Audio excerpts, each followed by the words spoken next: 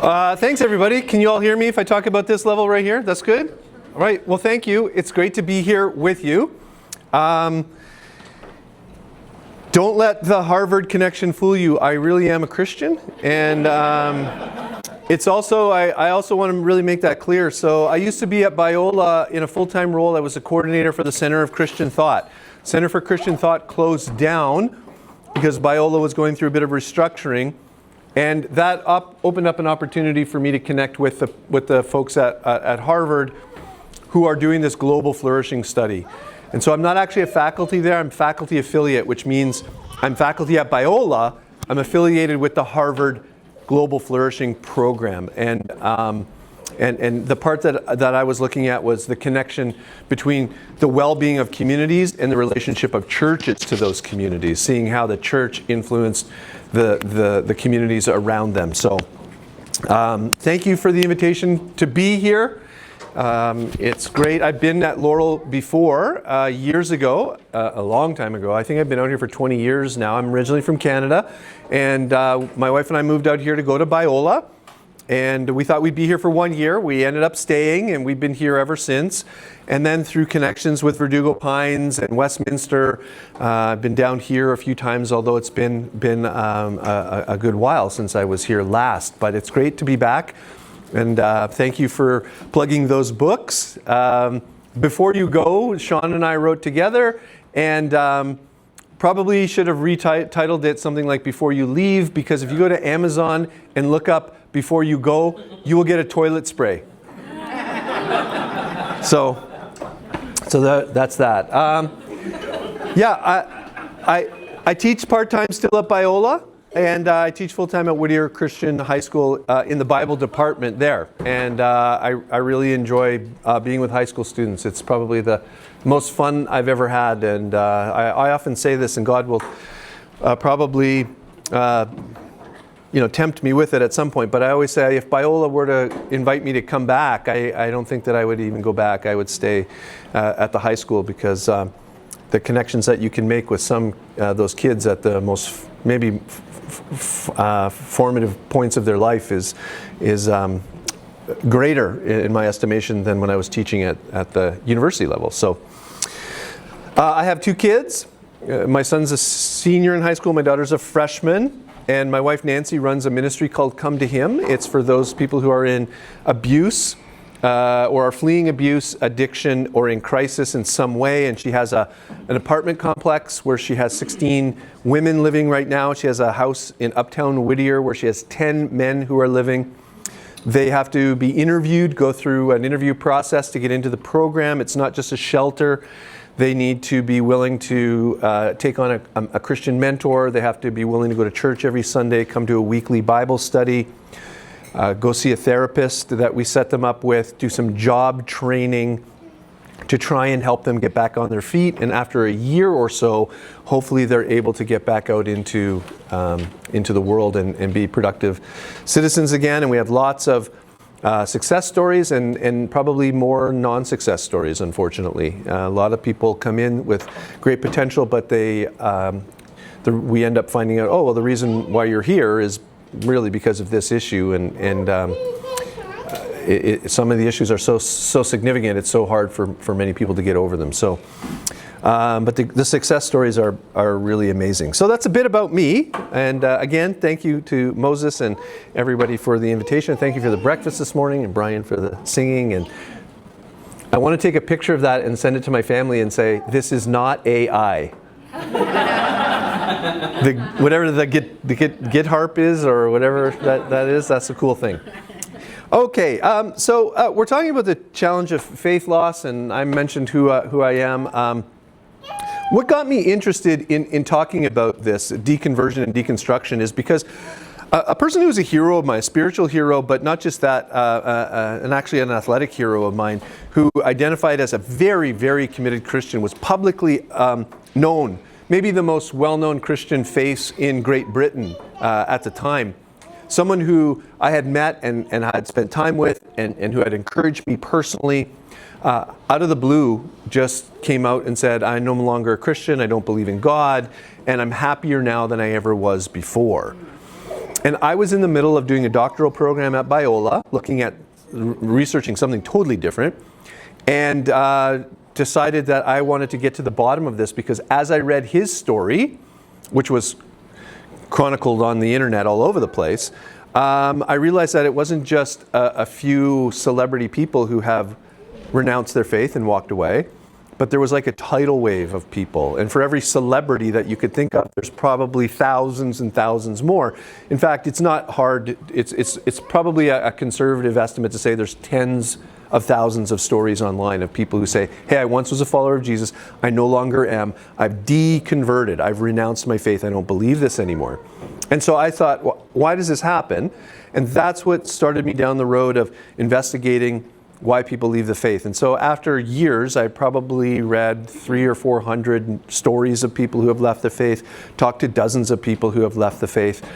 And out of that has come some of these books, and the book with Sean, and the book that Sean and I are writing now that's going to be published in March, is directly related to this same topic. I come at it from a bit more academic perspective. Sean comes at it from a pastoral perspective. We try and combine these things in the book that I'll talk about in a bit. You may have heard these terms, deconversion and deconstruction. Sometimes they're used synonymously, but I think that there's probably a difference between the two. When someone deconverts, it's when they kind of undo or reverse their profession. Now, I'm not talking about whether that they were saved and they've lost their salvation, or whether that's even possible or not. I'm saying that these are people who once said, I am a Christian, I do believe, and Jesus is deeply important to me, and I'm trying to orient my life around him and his values, and I'm part of his community. But then something happens and they say, I don't believe this anymore. I don't follow Jesus as the Lord anymore, and I'm not part of the community anymore. So that would be when someone deconverts. Probably we know a lot of people who we maybe grew up with who didn't deconvert publicly or renounce their faith or have hostility towards Christianity, but may have just sort of drifted away. Right? You might think of people you went to youth group with, or that you were in college with, and you say, like, where are they now? Do they go to church? No, and they don't raise their kids, but they don't deny that they're Christians. They just don't say anything, and that's not part of their lifestyle.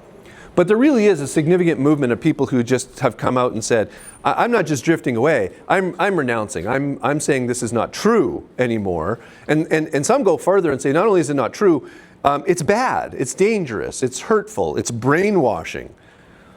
Deconstruction is kind of a catch-all term that people use today. It's very trendy, and it really just means one of three things. It means, one, I have a bunch of doubts and I'm rethinking what I believe. I'm not sure that Jesus is the way anymore, and so I'm going to put it all on the table, I'm going to investigate it all, and decide whether or not I'm still a follower. At the end of that process, some people definitely deconvert. Other people come back to a faith, but it may look a little bit different than the one that they began to analyze.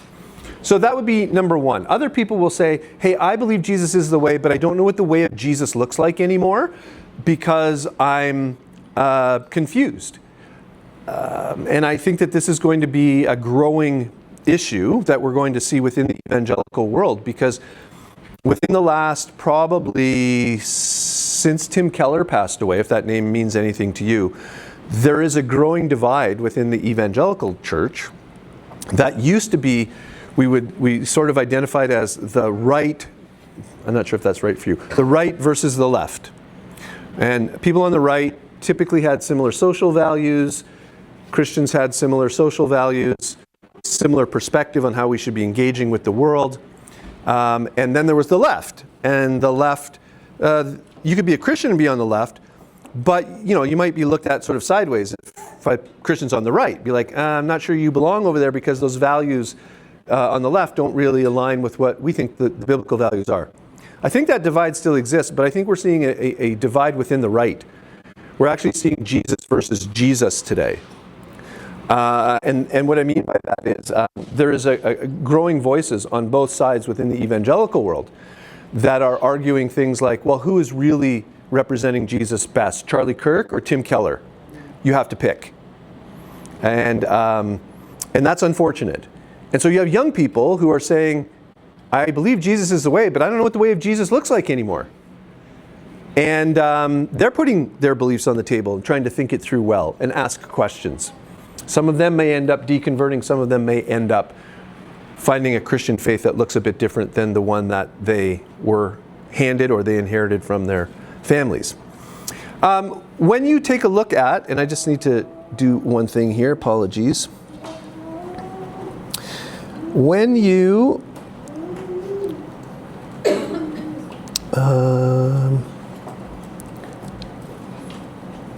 that's not right. Sorry, I just have to find the way to view it.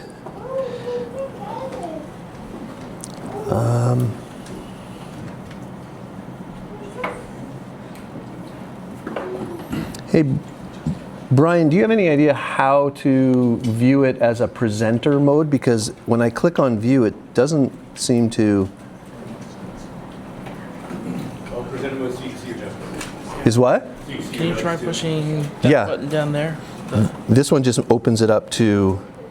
It just shows me what I can see as two as well. Okay. Oh. It doesn't even want to do that? Oh, it's not even doing that now. I think if you open that up and then on the bottom you can highlight and it will. Let me do this. I think it's the under slideshow. Okay, let's see if that works now. That looks fantastic. I hope it doesn't just revert back. Okay, if it comes back up the way I'm seeing it, it'll be perfect. Wait, something's happening. Or not. And one more, HDMI. Cycling through the. A lot of input.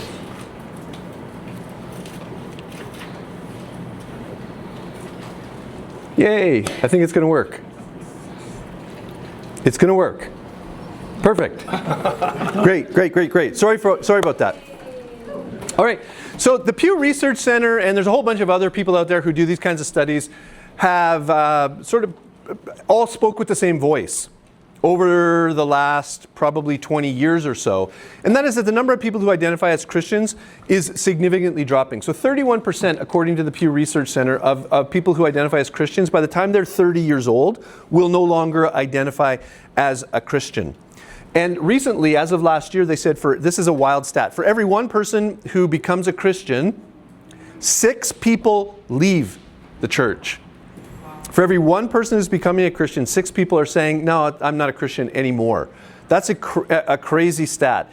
The Pine Tops Foundation, which is a Christian organization, they've have an article, you can find it online, it's an entire booklet, it's called The Great Opportunity.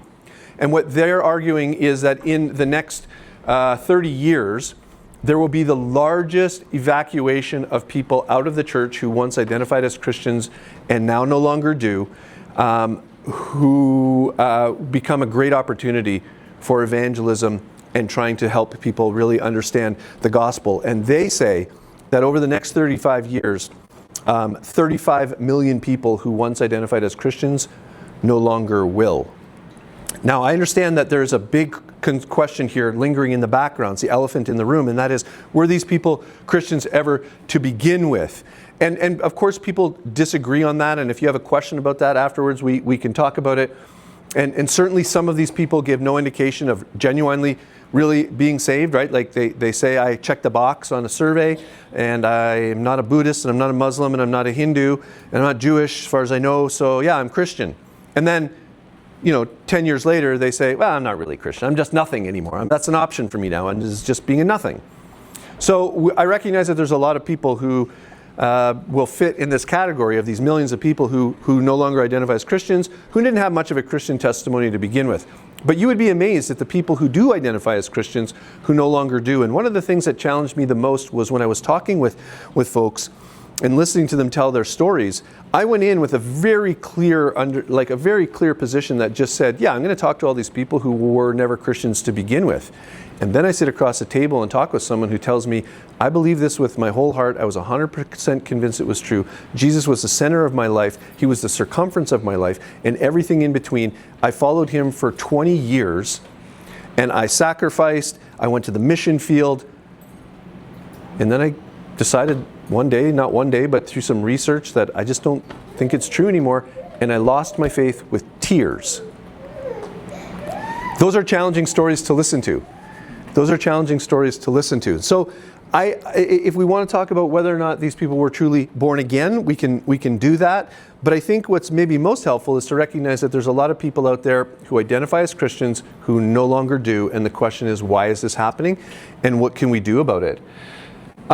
If you wanted to, this is just people with no religious affiliation in the United States, and that could be any religious affiliation. This isn't just specifically Christianity. But what's pretty interesting is between 1972 and around 1990, what you see is a pretty consistent number.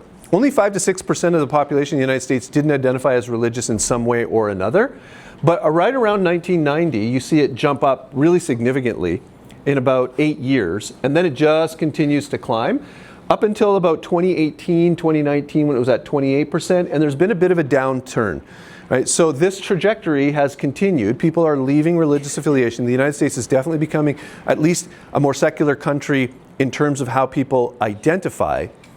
But that trend has, at least for now, sort of slowed. But if you just look at religious affiliation of people between 18 and 35, it's really interesting, because here you see that back here in 1972, the amount of people who were non-religious is really small. The number of people who identify as being religious is close to 90%.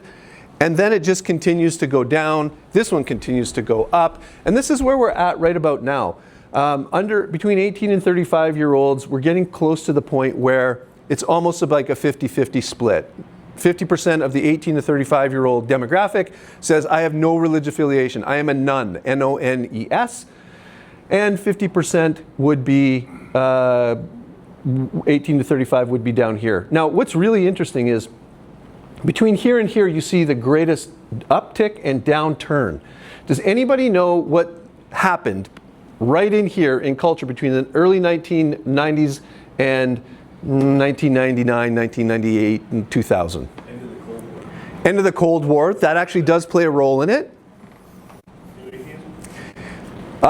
Yes, for sure. So the new atheism would be just a bit on the backside, because they're really responding to 9/11, where they see religion is a bad thing. It's not just a neutral thing. One really significant cultural thing happened, and in the same way that, like in the 1950s, by the end of the 50s, everyone had a TV in their home. By the end of the 1990s, beginning of the 2000s, what does everybody have in their home? Yeah, the internet, right? The internet. Now, the internet is a great thing. The internet is also can be a really bad thing.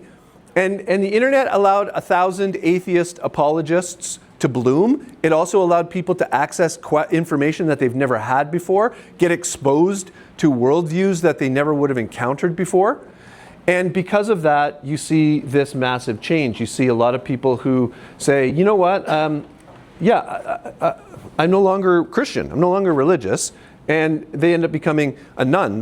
These almost mirror one another. And if the stats continue, what we'll see is there will be fewer people who identify as religious, and actually specifically Christian in the United States, than there will be people who identify as having no religion in the United States. The no religious population may overtake the religious population. Now, this trend has slowed a little bit. This is the same graph that I just showed you. It's just not as steep, because this is 2007. So from 2007 to right about here, which is 2022, you have a continual decline of people who are Christians. Here, you see a little bit of an uptick. And I think what's happening here, and by the way, we're not going to talk about all these crazy statistics all morning. We're going to move on to something else. But just so you have an idea where things are at, I think the tsunami of drop-offs has stopped. Right? I don't think that there's going to be this deconversion crisis that's going to continue to go down, down, down, and we're going to be down around 30% of people who are Christian in the United States anymore. There are some reasons why the numbers went off the cliff. But it looks as though it will probably stabilize and maybe continue to slowly trickle down. There's lots of people, you'll see headlines on the internet if you're interested in this kind of stuff, where it'll say, Christianity stabilizes in the United States. Christianity is on the uptick in the United States. We actually don't know if that's the case or not. We need to have a whole bunch more of these data points to be able to see if this is actually an uptick, or it's going to go down and then up and then down and then up and then down and then up, or is it going to go up and up and up and down? Like, we don't know. That's where it is. But this is a projection of where it could go. If nobody leaves Christianity, by the time after 2020, by 2070, there'll be 54% of the United States who identifies as Christian. And if switching grows with each generation, like if Christians leave the faith, basically, then by the time 2070 rolls around, only 35% of the United States will be Christian. The reason why this is the case is, and it will not be 54%, it will be less, because this is a moderate change over the next 50 years. And the reason why, even if no one switches, it continues to go down, is because the number of people who are having kids today are raising them in secular, non-religious homes. If you were to look at, so you're familiar with the millennials, then Gen Z. The next one in the line is Gen Alpha. And if you look at Gen Alpha at the same age as the baby boomers generation, Gen Alpha is far less religious than the baby boomer generation is. So the generation that's coming up right now, the like 4 to 5 all the way up to the 15 years old, very not religious whatsoever. They're being raised by non-religious parents. So even if no switching occurs, Christianity will still decline because the number of people having kids are raising them in secular homes. If you'd like to get a little bit more up to speed or some background information on why this is happening, I want to recommend to you Christian Smith. He is a Christian and he teaches at Notre Dame. He wrote the book Why Religion Went Obsolete, and he talks about it like an avalanche. He said an avalanche only happens when enough fault lines are triggered, and then when they all trigger, the last one triggers, there's just this huge amount of snow that comes flying down. He says that's what happened in the 1990s.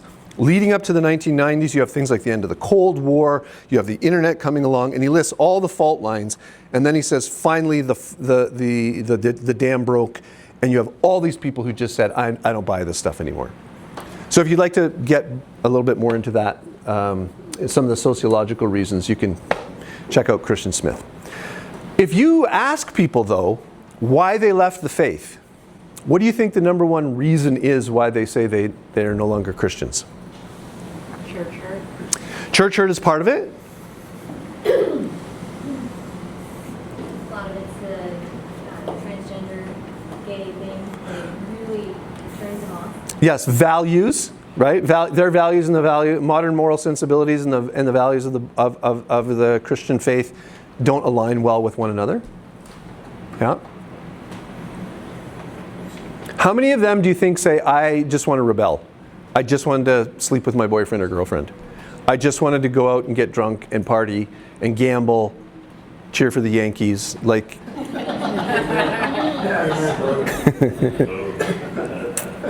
right? Almost none of them. Almost none of them. If you talk to them, they will almost to a person say that the reason why they left is because they just became convinced that Christianity just wasn't true. Christianity wasn't true. Now, we'll get to some of the other things that might be going on in their life and why they've come to this conclusion, because whether we believe something is true or not also has a lot to do with our desires and our values and our experiences. And so no one who ever converts to become a Christian or leaves the Christian faith does so for purely intellectual reasons. There's always other things going on. And that's not to criticize becoming a Christian or leaving a Christian. It's just to say that when we make these huge life choices that affect who we are, there's more than simply just the intellect. But here is Julia Sweeney. She used to be on Saturday Night Live, and she wrote this book, Letting Go of God. And she says, when I finally admitted I didn't believe in God, it wasn't because I wanted to rebel. It was because I wanted to be honest. I couldn't make myself believe something that no longer made sense. And this is very similar to what some folks will say. They'll make an analogy and they'll say, you know, try as hard as you like as an adult to believe in Santa Claus and see if you can do it. And you can't. At some point in your life, you believed in Santa Claus, perhaps. At some point in your life, you questioned whether Santa Claus existed. At some point in your life, you wanted to still believe, but you couldn't. And then you finally just moved into saying there's no such thing as Santa Claus. They'll say, hey, I started out here believing in God and Jesus and all of that. Then I started having some questions. Then I really started to think it's probably not true, but I tried. And then I just realized no matter how hard I try, I can't make myself believe something that I just don't think is true.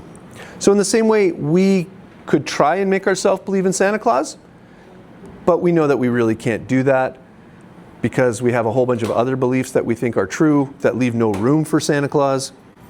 They would say something similar happened to them.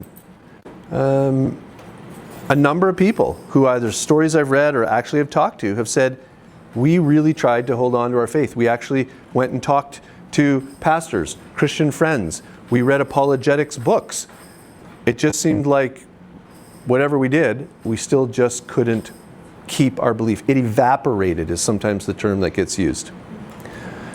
But not everybody comes to sort of this position that Christianity is not true in the same way. So sometimes people come at it like Linda, and her experience was, and hers was experience. So she says, look, Christianity is not true. And I say, hey, how did you come to that conclusion? She says, because of my experience. And her experience was with Christian people. And her experience with Christian people really was terrible. I have reason to believe that she's telling me the truth. She was very transparent about her life prior to becoming a Christian and what she did since she's become a Christian.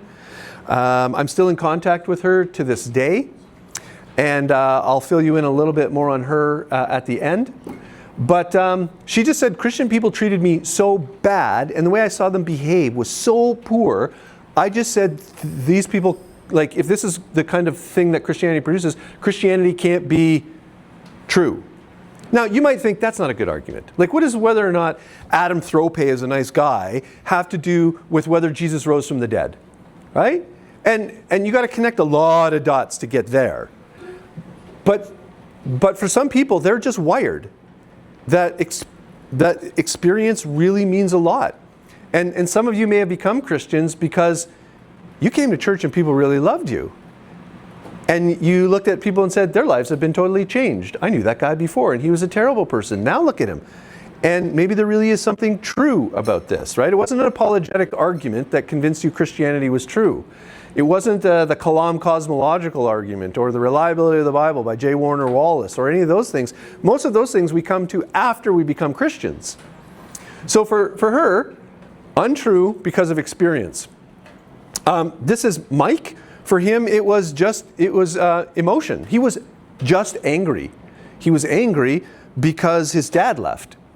And he was angry at God because he wanted to know how God could ever allow such a thing to happen. There's a bit of an inconsistency here in saying God doesn't exist, but I'm really angry with him. But the idea is that there can't be a good and loving God out there, because if there was, he wouldn't allow me to experience this because it is so hurtful, it is so painful.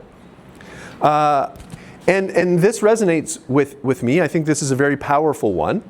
I have to almost partition off the emotional and the intellectual side of my life, because if I think too much with the emotional and I start watching all the horrible, terrible, evil, wicked things that take place in the world, I can logically say, I can run an argument in my head for why God and evil are compatible.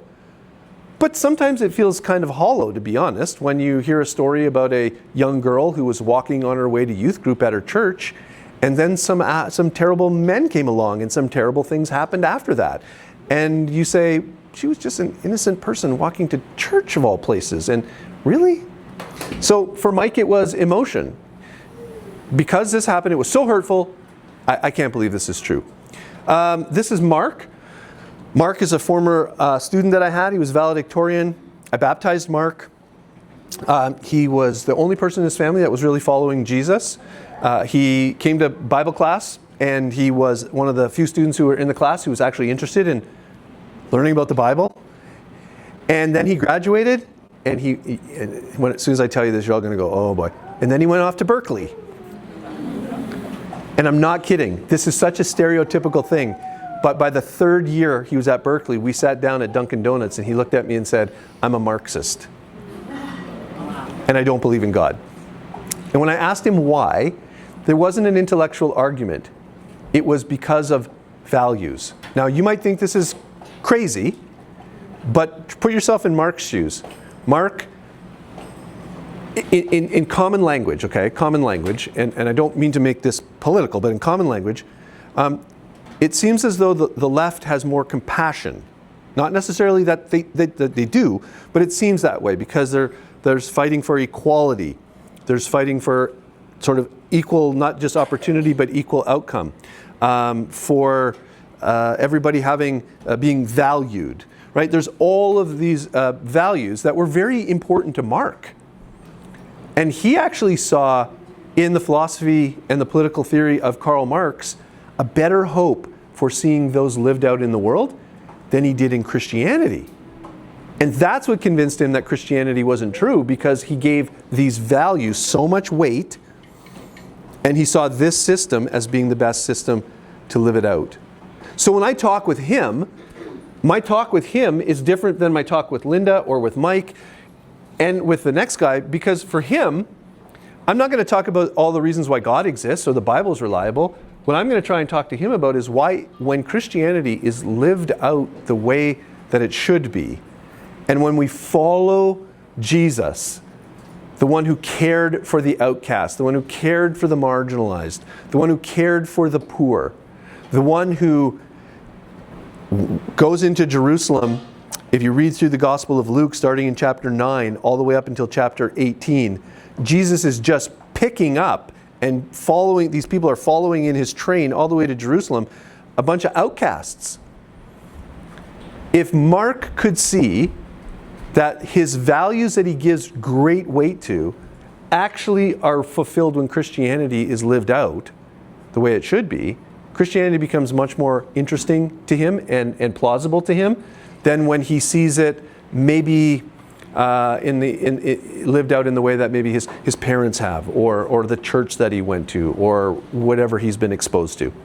Lastly, this is Dave. For him, for sure, it's his heart. Now, you might say, and I think you could run a good argument here, I think you can make a good argument, that the heart plays a role in each and every one of these. I think you could say that, right? I do. I think that Romans says that we suppress the truth in unrighteousness. In Ephesians, Paul talks about how that our heart is darkened, and because of the unbelief that was in us before we became followers of Jesus, and that even in my own life, I see that there are things that I don't want to do that I rationalize, and I realize I'm rationalizing it and saying it's a good reason when it's really because it's my heart that doesn't want to do it. So I think that the heart could be in all of these, but in Dave, it was the foot that went forward first. Because I interviewed him, he told me his story. He became a Christian in high school, fell in love with Jesus, got involved, was doing evangelism on the street, was involved in his youth group, went to church every Sunday, went on Wednesday nights. He played in the band. He had been a Christian for at least 3 years, very active, involved, and then he wanted to get baptized. And he said, as he was standing in the tank getting ready to be baptized, the pastor looked at him and said, "Well, Dave, you know, this is a big moment. Are you really sure this is what you want to do? Because you're identifying, as Team Jesus." And he thought to himself at that moment, this is a huge thing that I'm going to do right now. I'm not even convinced, now that I've thought about it, that I've made this decision because I think it's true. So he got baptized, got out of the tank. When the ceremony and everything was over, he went home, got his Bible out, and started reading from cover to cover. And by the time he got halfway through, he said, "There's no way this is true."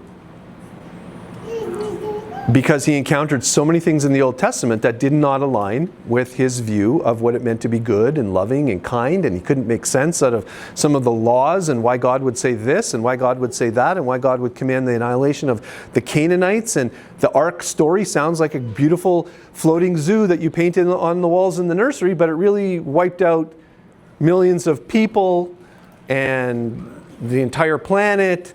And he just came to the conclusion, he's like, this is not true. So he invited me to come on his radio show, which is a show where he debates religious people. And I'm not a debater, but I told him I would go because I interviewed him, and I said, you can interview me. And he asked me why I became a Christian and why I'm still a Christian. So I gave him my reasons for as best as I could. I said, there's intellectual reasons, there's social reasons, there's personal reasons. The people who I saw who were followers of Jesus were such great people. I loved them. They were amazing. I wanted to be like them. So I said, that's a piece of it. Part of it is I wanted it to be true, right? Like I grew up in a Christian home, so I didn't want to come to the conclusion that Christianity was false. If I'm being totally transparent, I kind of wanted it to be true. I do think that there are good reasons why it's true. So I said, I can't tell you all of the reasons why. There's theological reasons in there going on behind the scene too. But that's the best I can answer you. And I said to him, but can you answer me a question? What would it take for you to believe? And he said, I would believe in God again if God opened up the sky and demonstrated his existence to everybody. Because if God wants people to believe in him, it would be very easy for him to do that. Just undeniably show himself to everybody. So then I asked him, I said, so if God did that, you would believe in him?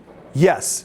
I said, would you then worship him as your creator and submit your life to him as your Lord? And he said, in language that I cannot use in this room, heck no. So I gently said, then you should be glad that God has not given you more evidence of his existence, because that would just make you more damnable, because it is not an intellectual issue for you. This is an issue of your heart. You are unwilling to believe regardless. And if you think that God, all he wants is to have some puny speck of dust on a puny speck of dust in the vast cosmos say, I believe you exist, then you misunderstand what God wants. He doesn't want you just to affirm his existence. He's not that insecure. He wants you to reorder your life in a right relationship with him, which he said that he would never do. So for Dave, it's clear that it was his heart. The number one intellectual issue, though, that almost everyone cites at some point is this right here. In this book called Killing God by Rodney Wilson, he interviewed 1,600 respondents, all of whom were former Christians. And the number one reason why they said intellectually why they're no longer Christians is because of the Bible. They'll say, I picked up the Bible and I read it for myself, and I realized I had been sold a bill of goods. I had heard all the good stuff in there, and I had heard there was never a contradiction, there were no historical errors, and then the next thing I did was find all kinds of these kinds of things in there, and so I don't believe it's true. Charles Templeton, who was a friend of Billy Graham and who left the faith after preaching to thousands and thousands of people, said it became clear to me that there were contradictions, factual errors, and unfulfilled prophecies in Scripture. Once I began to study the Bible critically, I realized it could not be what I had been taught it was, the inerrant Word of God. And so, there are these apparent contradictions. Did Jesus say take a staff or not take a staff when he tells the disciples to go on their preaching journey? One of the Gospels it says don't take a staff. The other one it says take a staff. What do we do with that? When Jesus is born, one Gospel says that he went to Nazareth right after he was presented at the temple, 8 days after he was born. The other Gospel says he went to Egypt. Which did Jesus do? Did he go to Egypt and spend 2 years in Egypt and then come out of Egypt and then go back to Nazareth after Joseph was told by an angel it's safe to go back? Or, like in Luke, does it say, and after 8 days Jesus was presented at the temple where he saw Simeon and Anna, and then he and his family went back to Nazareth where he grew in wisdom and stature and in favor with God and man. Which one of those two is it? Historical questions like, was Quirinius the governor when Jesus was born, or was Quirinius not the governor when Jesus was born? We know historically that Quirinius was the governor well before Jesus was born. Did Luke get that wrong? Then there are scientific concerns. And by the way, I should have errors and contradictions, all of these in quotations. I'm just telling you what people raise. I'm not telling you that I think these are particular problems, but they are challenges for sure. So Genesis chapter 1 and chapter 2, there are things that are out of order in those chapters. When did God create plants? Was it before or was it after he created humans? When you have Joshua, you have the sun standing still. That seems to be really problematic. And then in the New Testament, you have the discussion of stars falling to the earth. Stars are bigger than the earth. The sun is a star. It's more massive than the earth is. If it fell to the earth and landed in the sea, there would be no earth left. So what is Jesus talking about, and what are the prophets in the Old Testament talking about when they talk about the stars will fall from the sky? Then you have moral problems. What about the Canaanites? Well, God says, wipe them out. Don't let anyone live. Let nothing that breathes survive. What do you do with passages in the law that say things like, if a woman engages in a fight to save her husband who's also in a fight, and she reaches and grabs a certain part of a man, then her hand should be cut off? Or about the priest's daughters who commit fornication, and this is a tough one, they should be burned alive. Does that sound like Jesus, who says turn the other cheek in the New Testament, and love your enemies is the challenge? And then what about just some of the absurdities, like talking donkeys and giants and talking snakes and fiery hands writing on walls? None of those things seem to happen today, but it seems like they happen all throughout the Bible. So what are we supposed to do with that? Sean and I wrote this book that's coming out, and it's called Is It Really the Good Book? Restoring Your Trust in the Bible by Questioning Your Assumptions About It, because we wanted to address many of the challenges that are directed by former Christians at the Bible, because we think that a lot of the challenges that they raise are misguided.